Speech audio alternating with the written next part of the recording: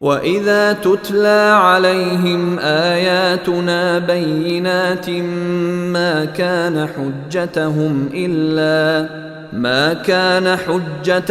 إِلَّا أَن قَالُوا ائْتُوا بِآبَائِنَا إِن كُنتُمْ صَادِقِينَ۔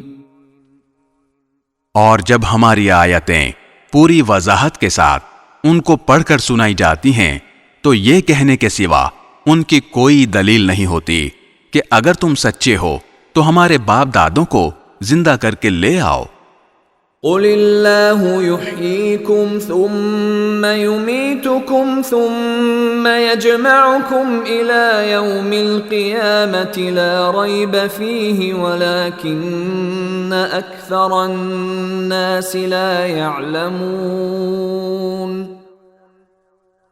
کہہ دو کہ اللہ ہی تمہیں زندگی دیتا ہے، پھر وہ تمہیں موت دے گا، پھر تم سب کو قیامت کے دن جمع کرے گا، جس میں کسی قسم کا کوئی شک نہیں ہے، لیکن اکثر لوگ سمجھتے نہیں ہیں۔